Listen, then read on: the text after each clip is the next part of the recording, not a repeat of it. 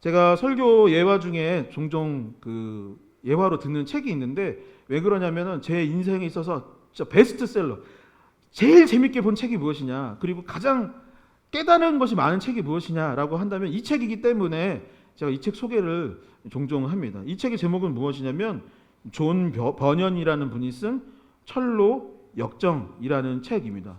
제가 이번에 조사하면서 봤는데 이 책이 우리나라 뭐 한글 문화재 100대 문화재 중에 하나래요. 그래서 원래 제가 그 원본 그 자료를 봤는데 옛날에는 턴로 력정 뭐 이런 식으로 옛날 한글로 이렇게 해가지고 그 노랗게 변한 책이 있는데 그게 우리나라 100대 한글 문화재 중에 하나가 될 정도로 역사적으로도 우리나라에 굉장히 중요한 책이고 기독교 서적 중에 굉장히 중요한 책입니다. 이 책의 주인공의 이름은 그리스도인입니다. 크리스찬이라는 사람이 등장을 합니다. 그리고 내용이 뭐였냐면 모험이에요. 그래서 저는 이 모험하는 게 너무 재미가 있더라고요. 모험을 하는 과정 가운데 그 과정의 내용이 이런 거예요. 사람을 만났는데 그 사람이 누구냐면 믿음인 것입니다. 또 누군가를 만났는데 이 사람이 소망인 거예요. 길이 있는데 도시가 있는데 멸망으로 가는 길이 있고 또 천성을 향해 가는 길이 있습니다. 좁은 문이 있고 넓은 문이 있는 거예요. 그러니까 이 주인공이 가면서 이 사람을 만나야 될지 저 사람을 만나야 될지 무엇을 해야 되냐면 선택을 해야 되는 것입니다. 이 문으로 갈지 저 문으로 갈지 이 길로 갈지 저 길로 갈지 어느 방향으로 갈지 계속해서 무엇을 해야 되냐면 선택을 해야 하는 것입니다. 그래서 주인공이 때로는 잘못된 선택을 하는 거예요. 잘못된 선택을 하면 어떤 무기들을 잃어버리기도 하고 낭떠러지 같은 것에 빠지기도 하고 사망의 음침한 골짜기를 지나야 하기도 했던 것입니다. 그리고 그 골짜기를 지날 때에는 또 믿음의 눈으로 하나님을 바라보기도 하고 계속 여러 가지 선택을 했던 것이죠. 그리고 첫 번째 관문이 무엇이었냐면 오늘 설교의 제목이었던 좁은 문, 좁은 길에 관한 이야기로 시작을 합니다. 그 좁은 문, 좁은 길로 향하게 됐더니 크리스찬 이 주인공이 누구를 만났을까요? 그 좁은 문, 좁은 길에서 누구 만났을까요?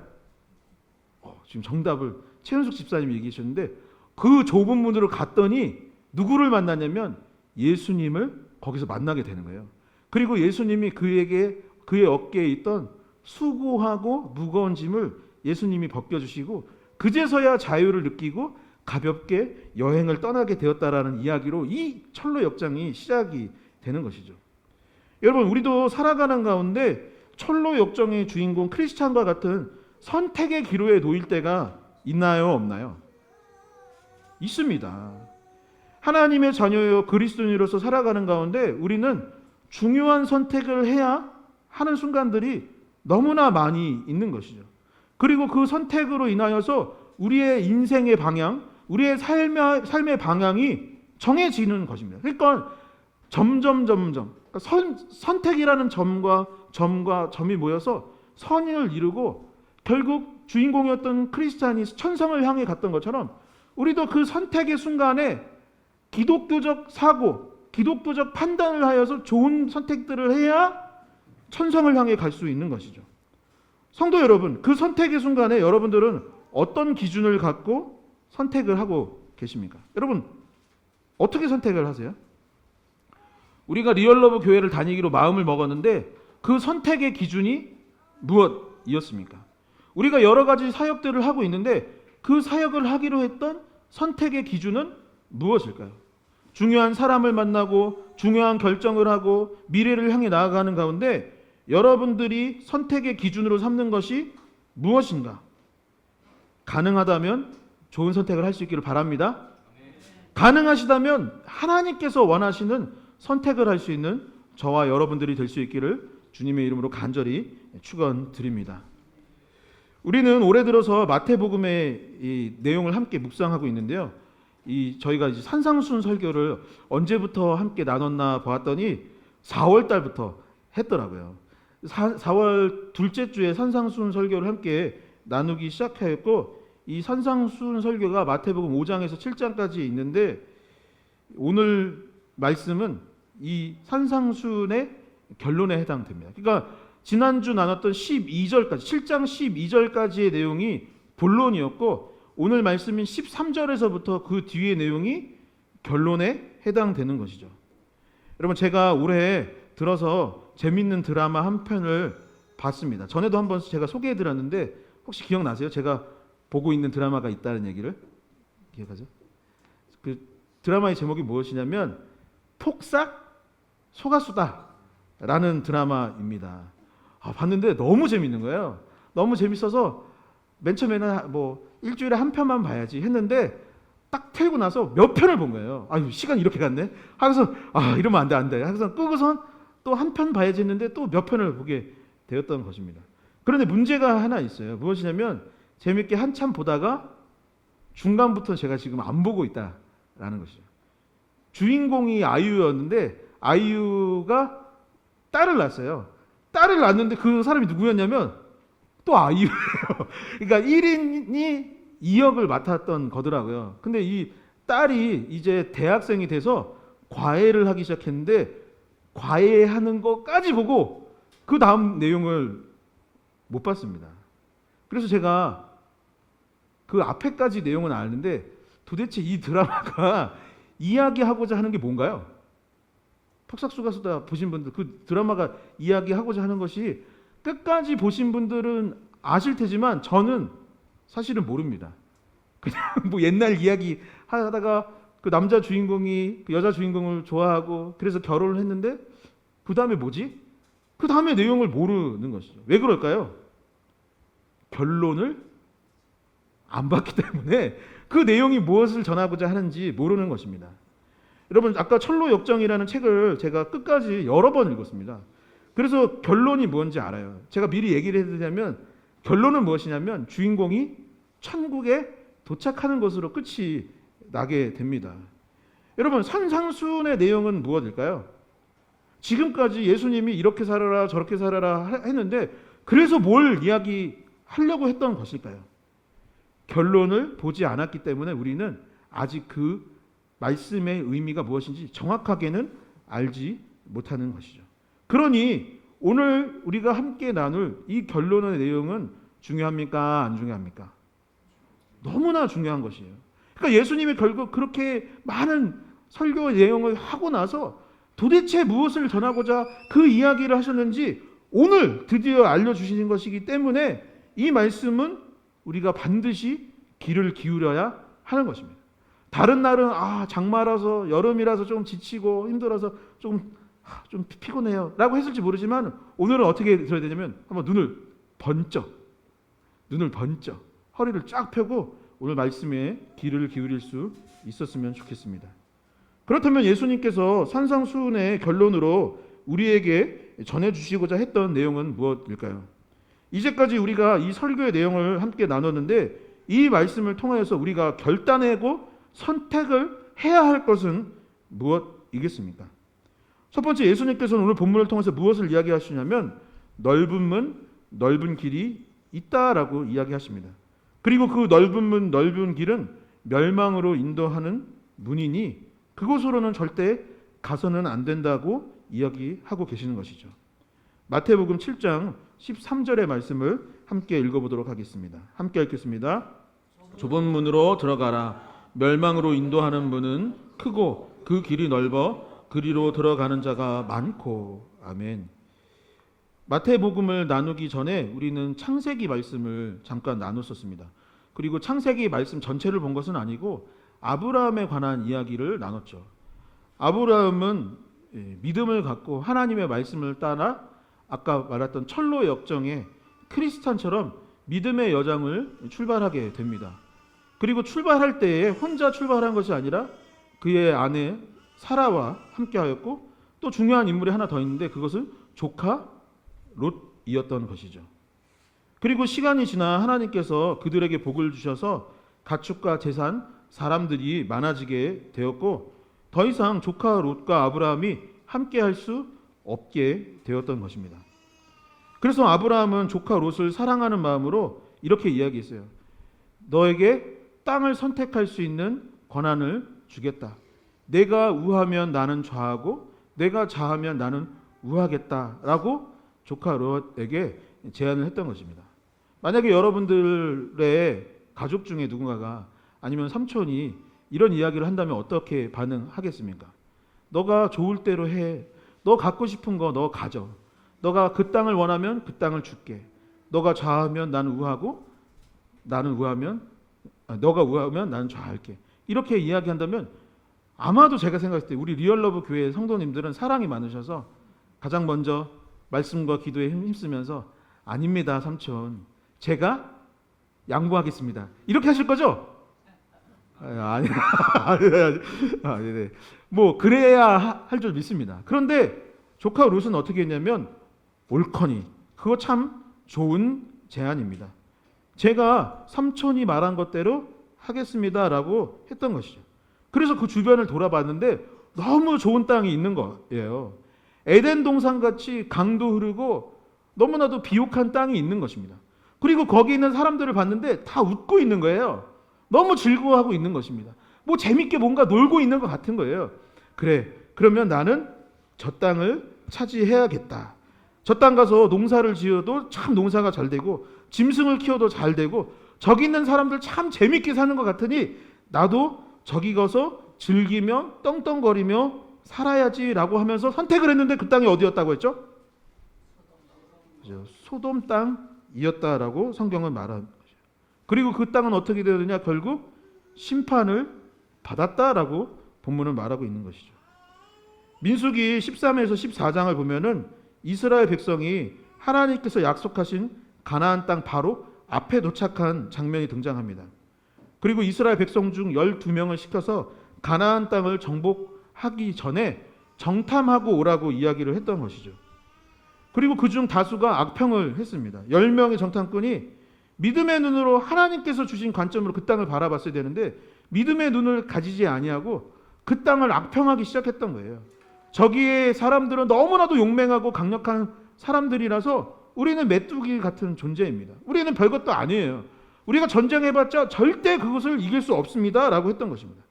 다수가 그렇게 의견을 내니 사람들은 어떤 쪽을 향해서 갔느냐면 그 다수의 의견을 따르게 되었던 것입니다. 단 두 사람 여호수아와 갈렙만 그 의견을 반대하였고 아닙니다. 하나님께서 우리와 함께 하시면 저 땅을 정복할 수 있습니다. 저들은 우리의 먹이입니다. 저들은 우리의 밥에 불과합니다 라고 선포했던 것이죠. 그런데 결국 이스라엘 백성은 어느 편에 서게 됐냐면 다수의 편에 서게 되었고 결국 이스라엘 백성은 그 가나안 땅을 정복하지 못하고 40년이나 추가적으로 광야에서 지내야 했던 것이죠. 세상에 많은 사람들이 알게 모르게 넓은 문, 넓은 길로 갑니다. 넓은 문, 넓은 길은 무엇일까요? 문이 넓고 길이 넓으면 우선 다니기가 편합니다. 그리고 사람의 본성은 넓은 문, 넓은 길로 가는 것을 좋아할 수밖에 없습니다. 문이 넓기에 사람들이 많이 붐빕니다. 소돔이 바로 그런 곳이었죠. 소돔에 사람이 많이 모이니 더 많은 사람들이 모이기 시작했습니다. 거기에 세상적인 유혹이 넘쳐나니 즐거운 거예요. 그러니까 사람들은 더 넓은 문을 향해서 그 소돔을 향해서 갈 수밖에 없었던 것입니다. 그런데 그 소돔이 영적으로 보았을 때는 넓어 보이고 사람이 많고 그 땅이 비옥하고 커서 좋아 보일 수는 있을지 모르지만 영적으로 보았을 때는 그것이 좋지 못했던 것입니다. 땅만 그렇습니까? 땅 아닌 것도 그렇죠. 사람들이 다수가 그것이 옳다고 할 때에 그것이 맞는 경우도 있지만 틀린 경우들이 너무나도 많이 있어요. 그런데 다수가 그것이 옳다고 하기 때문에 사람들은 그것이 넓은 문, 넓은 길이라 생각하면서 그들의 잘못된 의견에 참여하는 경우들이 너무나도 많이 있습니다. 다시 말해 무엇입니까? 12명이 있는데 10명이 옳다고 하면 그것이 잘못된 것이라 할지라도 그것이 넓은 문이 되고 넓은 길이 될 수 있는 것입니다. 그 땅이 아무리 비옥하게 보인다 할지라도 그것이 잘못된 길이고 사람들이 붐빈다고 했을 때 그것이 편하다라면 그것이 넓은 문, 넓은 길이 될 수 있습니다. 여러분, 죄는 어떤가요? 죄는 어떤가요? 죄는 넓은 문, 넓은 길입니다. 여러분, 얼마나 달콤합니까? 얼마나 그것이 나에게 편한 것들을 준다고 이야기합니까? 뱀이 에덴 동산에서 그들을 유혹할 때 넓은 물 넓은 길을 제안했습니다. 너도 하나님처럼 될 수 있어. 너가 이것을 선택하면 너희도 즐겁게 살 수 있어. 너가 이것을 선택하면 그 어떤 것보다 더 기쁨이 넘칠 거야 라고 이야기하면서 유혹을 했던 것이죠. 그런데 그렇게 넓은 문 넓은 길을 택하여 얻은 결과는 무엇이냐면 롯이 소돔에 갔을 때 얻은 결과는 결국 멸망하는 것이었습니다. 당장에는 그것이 좋은 문으로 가는 길이고 당장에는 그것이 성공하는 길이라고 생각했을지 모르지만 그는 결국 재산과 가족을 잃어버리게 되는 상황에 놓이게 되었던 것이죠.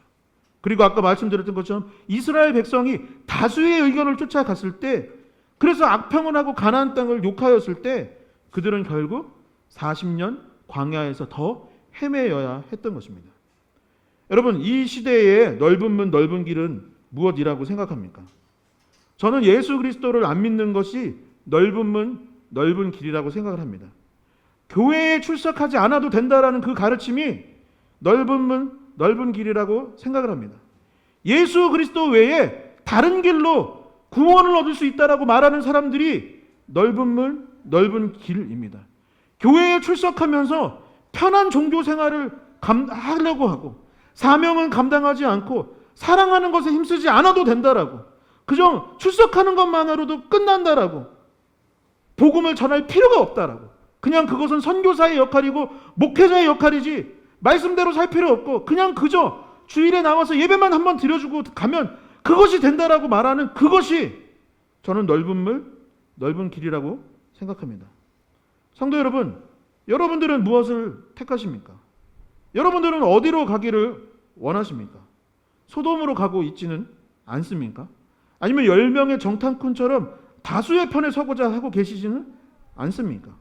그곳, 그 선택이 멸망의 문, 넓은 길, 멸망의 문, 멸망의 길이 될 수 있음을 경계하고 주님께서 원하시는 길이 어디인지 그 선택의 순간에 주님께서 원하시는 문이 어디인지를 다시 한번 기도하고 다시 한번 간절히 주님 어디로 가야 합니까? 라고 묻고 결정할 수 있기를 주님의 이름으로 간절히 축원드립니다. 두 번째, 예수님께서는 그래서 어떤 것을 선택해야 되느냐? 좁은 문, 좁은 길로 가야 한다라고 이야기하고 계십니다.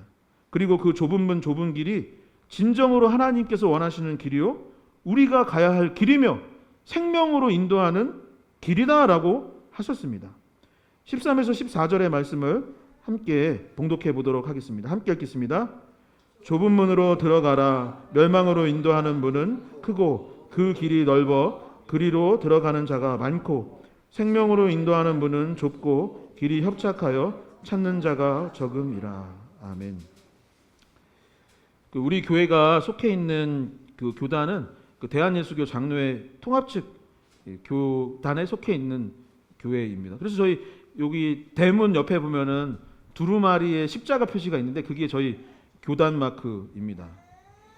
그리고 그 장로 교단은 그 개혁교회, 개신교회 중에서 가장 오래된 교단입니다. 그러니까 카톨릭 교회와 개신교회가 지금부터 한 509년 전에 이렇게 갈라지게 됐어요. 그때부터 있었던 교단이 바로 장로교회이고 그래서 별명이 무엇이냐면 장자교단이라고 말을 합니다. 깜짝 놀랐네. 그렇지. 너네 집에 장자지. 하원이가 장남이죠. 이제 차남이 생길지 차녀가 생길지 알 수는 없지만 맞습니다. 그 어디까지 얘기했죠? 아, 그죠.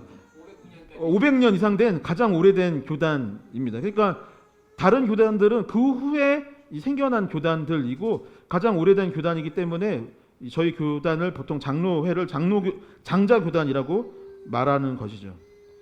그런데 실제 전 세계적으로 본다면 장로교회는 이제 얼마 남지 않았습니다. 그러니까 대한민국에만 장로교회가 많은 거지 미국이나 유럽이나 이제 장로교회가 시작됐던 그 지역에 가면 실제로는 장로교회는 이제 거의 존재하지가 않는 상황인데 유독 이상하게 전 세계 교회가 주목하죠. 왜 대한민국에만 이 낡은 오래된 교단이 남아 있을까라고 궁금해합니다. 제가 그 어떤 유튜브 영상을 봤는데 그분이 그런 얘기를 하더라고요. 대한민국에서 장로교회가 부흥한 이유는 왜 부흥한 것 같으세요? 그죠? 제가 같은 영상을 봤어요. 본 것 같아요. 그분이 뭐라고 했냐면 유교 사상이 있기 때문에 저는 그게 영향이 있다고는 봅니다.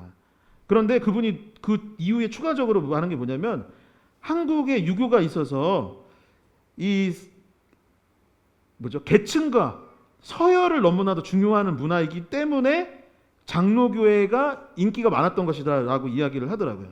저는 그분의 그 주장이 장로교회의 역사를 모르시기 때문이다 라고 저는 반론을 하고 싶습니다. 그분이 완전히 틀렸다는 얘기는 아니지만 그 부분이 없지는 않겠지만 장로교회, 한국 장로교회가 지금의 상황에 지금의 어떤 부흥을 겪을 수 있었던 것은 다른 이유 때문이라고 저는 보는데, 저는 그 이유가 무엇이라고 보냐면 장로교회가 지금 장로교회 말하는 거 아니에요?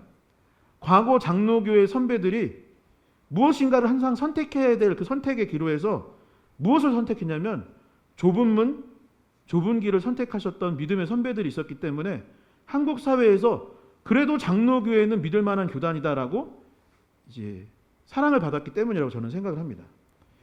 1907년에 평양 대부흥이 있었습니다. 하나님께서 우리나라를 사랑하여 주셔서 평양에 놀라운 부흥을 일으켜 주셨던 것이죠. 그리고 그 부흥이 일어났던 교회가 어디였냐면 평양에 있는 장로회 소속 그 장대현 교회라는 교회에서 처음 평양 대부흥이 일어나기 시작됐던 거예요.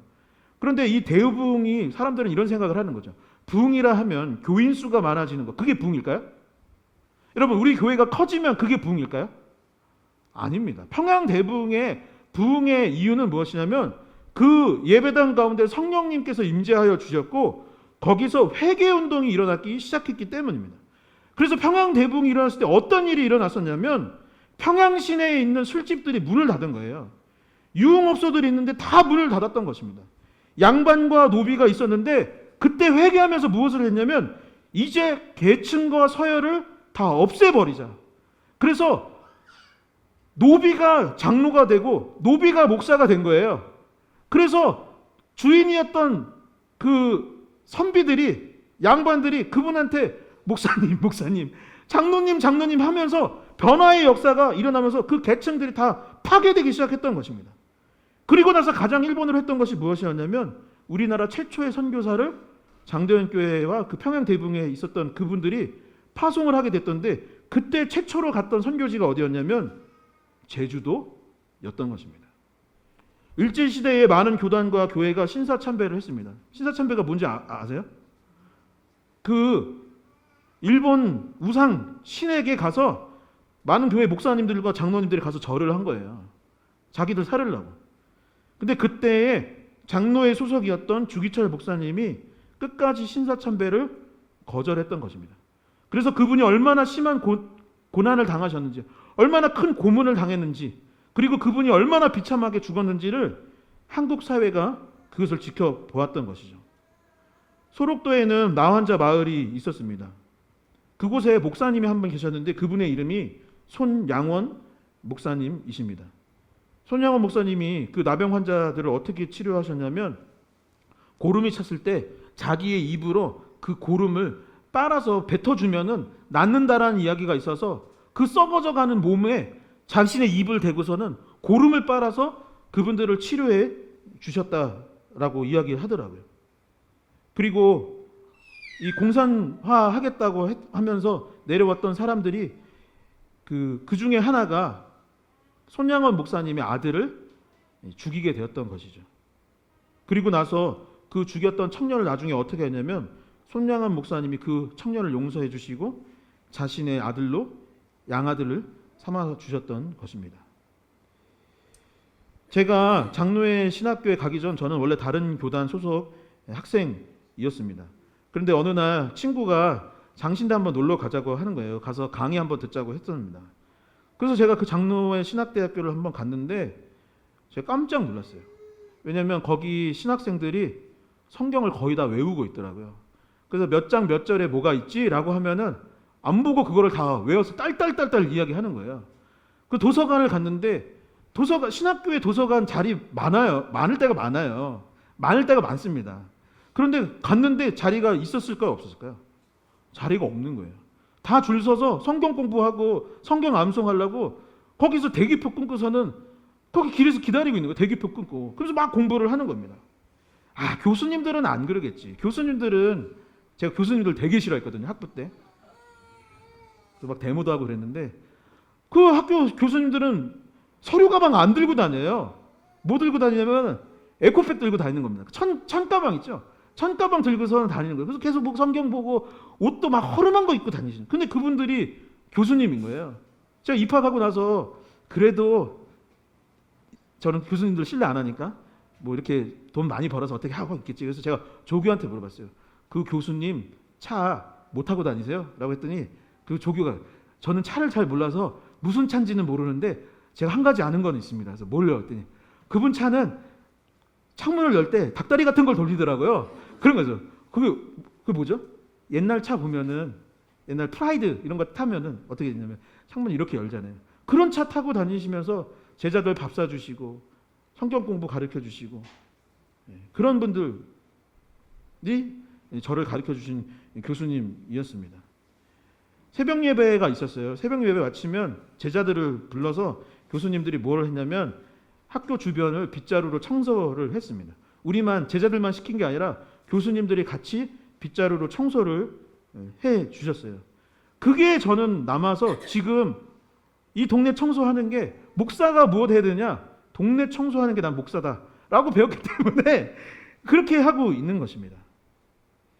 예수님의 발자취를 따랐던 교회들이 있었고, 가장 먼저 교회 세습을 법적으로 금지했던 교단이 장로교회였기 때문에 저는 사람들이 그것을 신뢰하고, 전 세계적으로 봤을 때는 문 닫는 교단이지만 그럼에도 불구하고 사람들이 존경하고 그래도 출석하고 있는 교단이 아닐까 싶습니다.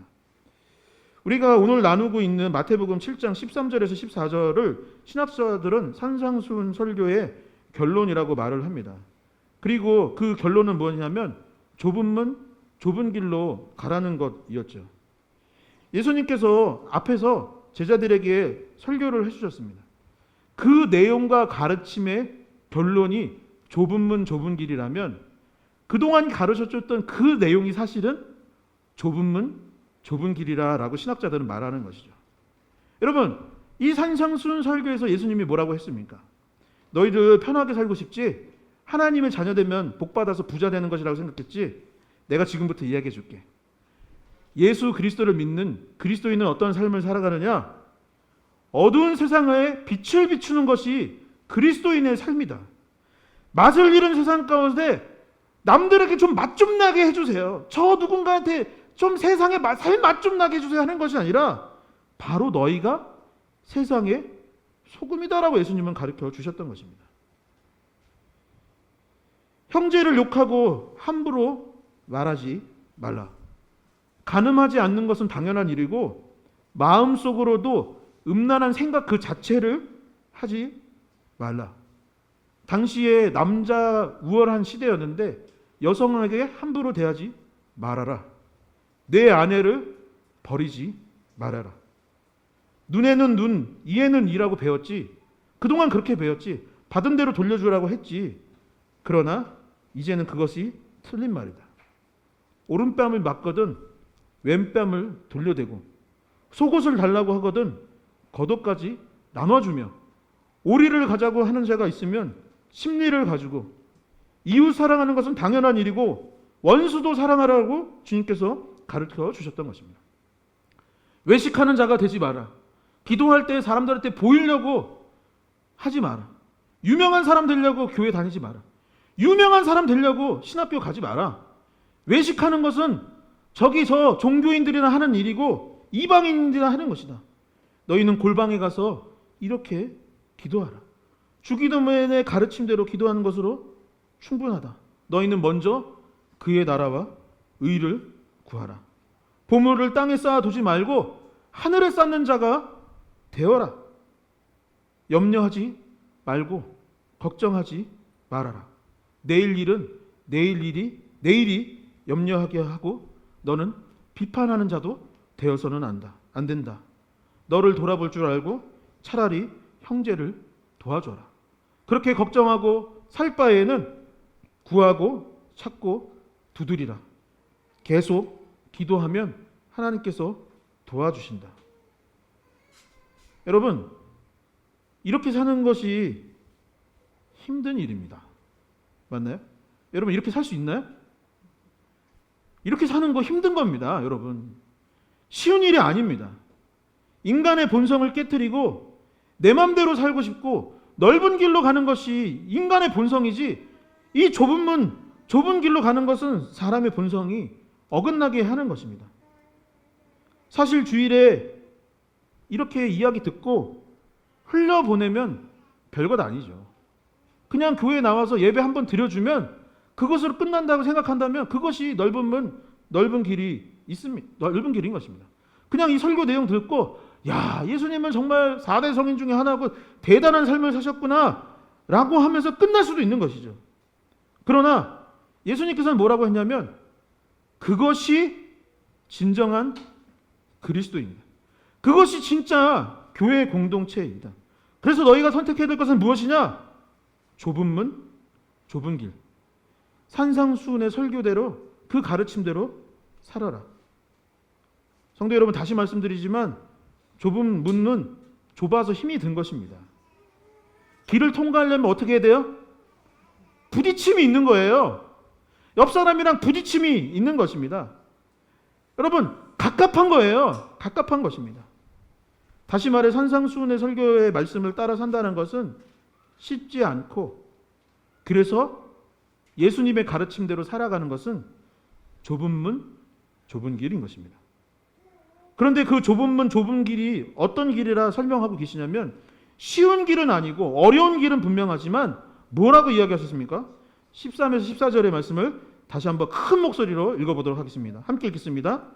좁은 문으로 들어가라. 멸망으로 인도하는 문은 크고 그 길이 넓어 그리로 돌아가는 자가 많고 생명으로 인도하는 문은 좁고 길이 협착하여 찾는 자가 적음이라. 아멘. 여러분, 그 길이 어디로 인도한다고요? 좁은 문이? 생명으로 인도한다고 본문은 말하고 있습니다. 여러분, 다른 분이 설교한 것이 아니라 지금 제가 제 의견을 말하는 것이 아니라 지금 이거 누가 설교하신 거라고요? 예수님께서 직접 하신 말씀인 것입니다. 성도 여러분, 선택의 기로에 있을 때 좁은 문, 좁은 길을 선택하시기를 주님의 이름으로 간절히 축원드립니다. 예수님의 가르침은 어렵고 힘이 든 것이지만 그 말씀을 따르는 자에게, 저와 여러분들에게 주님께서 그 누구보다도 놀라운 축복을 허락하여 주시고 생명의 길로 우리를 인도하여 주실 줄 믿습니다. 믿습니다. 여러분, 말씀을 정리하도록 하겠습니다. 제가 개척할 때에 많은 분들이 이렇게 저에게 조언을 해주셨어요. 전에도 한번 얘기해드렸는데 저에게 조언해 주셨던 내용은 뭐냐면, 이 목사님 신도시로 가세요 였습니다. 신도시로 가고 거기에 청년과 신혼부부를 위한 교회를 세우라는 거예요. 그리고 현대적인 교회가 되게 하면 교회가 금방 부흥할 거래요. 그리고 저한테 제안했던 것이 무엇이냐면 교회 이름에 인천에 개척을 할 거면 주안을 붙이래요. 그러니까 주안 무슨 교회라고 하던가 아니면 연수구나 요 근처에서 할 거면 성안 무슨 교회라고 하라는 거예요. 그게 아니면 온누리 무슨 교회, 그러니까 주안교회, 성안교회, 온누리교회를 꼭 이름 안에다 붙이라는 겁니다. 그렇게 하면 신도시에서 금세 그 교회 소속교회인 줄 알고 부흥을 하고 자리를 잡을 거라고 누가 조언을 여러 분들이 해주셨습니다. 여러분, 그런 교회가 나빴다거나 잘못됐다고 하려고 이 이야기를 하는 것은 아닙니다. 여러분, 우리 교회에게 주신 비전은 그것이 아니었다라는 걸 이야기 드리려고 지금 이 이야기를 하는 거예요. 그렇게 하는 교회 많이 있는 거 아시죠? 그게 잘못된 얘기라는 것이 아니라 우리 교회에게 주신 좁은 문, 좁은 길은 거기가 아니었다라는 것입니다. 여러분, 한번 잘 들어보세요. 예수님 어디 출신이죠? 저에게 주셨던 마음은 그것입니다. 예수님은 나사렛 출신입니다. 예수님이 주로 활동하셨던 곳은 어부들의 마을 갈릴리였던 것입니다. 예수님이 어린아이 오는 것을 금하지 말라고 했어요. 당시 가장 사회적 약자가 무엇이었냐면 어린아이였던 거예요. 어린아이를 내게 오는 것을 금하지 말라고 했던 것은 누구든 내게 오는 것을 막지 말아라. 어린아이가 오는 것까지 막지 말라고 했던 것은 누구든지 나한테 오는 것을 막지 말라고 했던 것입니다. 예수님은 도리어 그들을 향해 찾아갔어요. 가난한 자, 병든 사람, 장애가 있는 분들, 외롭고 힘든 삶을 사는 사람들의 친구가 되어 주셨습니다. 여러분, 예수님처럼 사는 것이 우리 교회의 비전입니다. 여러분, 그것이 우리에게 주어진 좁은 문, 좁은 길입니다. 제가 봤을 때 얼마 지나지 않으면 우리나라는 곧 미전도 국가가 될 것입니다. 우리 하원이나 산이가 클 때쯤 됐을 때는 우리나라는 저는 미전도 국가가 될 가능성이 굉장히 높다고 생각을 합니다. 그러니 교회라기보다는 우리는 선교단체가 되어야 합니다. 선교단체처럼 이웃들에게 그래서 반찬 봉사를 하기 시작했던 것이고 마을 청소를 해보자. 그게 우리의 비전이고 우리의 좁은 문, 좁은 길이라 했던 것입니다. 성도 여러분, 불편하고 힘든 것이 좁은 문, 좁은 길입니다. 불편하고 힘든 것이 리얼러브 교회입니다. 언젠가 교수님께 제가 그래서 물었습니다. 교수님, 목사님, 제가 이렇게 살려고 하는데 이렇게 살 수 있을까요? 우리가 예수님처럼, 이 학생들이 예수님처럼 살 수 있습니까? 여러분, 교수님이 뭐라고 하셨을까요? 더구야, 그게 안 될 것 같고 그게 불가능한 일이면 너 여기 왜 왔냐? 너 여기 왜 왔냐? 그게 다 가능하다고 믿었으니까 우리가 여기에 온 것 아니겠느냐? 성도 여러분, 좁은 문, 좁은 길로 가시기 바랍니다. 생명으로 인도하는 문은 불편합니다. 부대끼입니다. 생명으로 인도하는 문은 좁은 문, 좁은 길입니다. 그리고 우리 공동체가 그 길을 계속 걸어갈 수 있기를 소망합니다. 우리가 처음 개척될 때에 이 사회와 이 세상에 구조대가 되자라고 했던 그 마음을 잃지 마시고 사교 집단이 되지 아니하기를, 끝까지 이 교회의 정체성을 지켜나가고 그러한 그리스도인으로서 살 수 있기를 결단할 수 있는 저와 여러분 될 수 있기를 주님의 이름으로 간절히 소망합니다.